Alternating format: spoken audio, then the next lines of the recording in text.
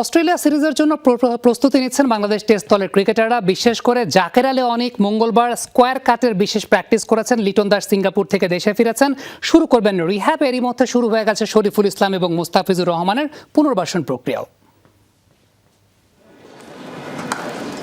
একবার না পারিলে দেখো শতবার,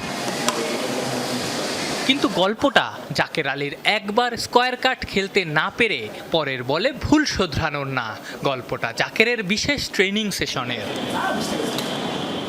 অস্ট্রেলিয়ায় বাংলাদেশের তুলনায় বাড়তি বাউন্স দেখা যেতে পারে, সেজন্য বোলিং মেশিনের সাহায্যে ব্যাটিং অনুশীলনের সময় গ্রানাইটের স্ল্যাব ব্যবহার করেছেন জাকের। পাশাপাশি খেয়াল করলে দেখা যায় ডানহাতি এই ব্যাটার স্টাম্প থেকে অনেকটা অনসাইডে সরে দাঁড়িয়েছেন, যাতে বলটা শরীরের অনেকটা বাইরে থাকে, খেলতে পারেন স্কোয়ার কাট। অজিদেরাই এই শটটাই হতে পারে জাকেরের অনেক বড় অস্ত্র। জাকের যার জায়গায় অস্ট্রেলিয়া সিরিজের সুযোগ পেয়েছেন, সেই লিটন দাস সিঙ্গাপুর থেকে দেশে ফিরেছেন হোম আপ ক্রিকেটেও। এখন থেকে আগামী 2 সপ্তাহ তার পুনর্বাসন চলবে।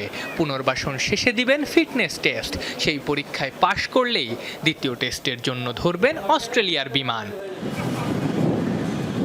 এরই মধ্যে শুরু হয়ে গেছে শরীফুল ইসলাম ও মুস্তাফিজুর রহমানের পুনর্বাসন। হোম আপ ক্রিকেটে 2 টাইগার পেসম্যান রানিং করেছেন, সেন্টার উইকেটে রানিং বিটুইন দ্য উইকেটের কাজও করেছেন।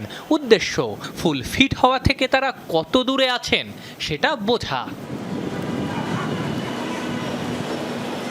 মুস্তাফিজ আবার বোলিংও শুরু করেছেন। হালকা রান আপে মঙ্গলবার বল করেছেন দাফিজ, পাশেই ট্রেইনার তাকে নজরে রেখেছেন। বুধবার থেকে শরীফুলেরও বোলিং করার কথা আছে।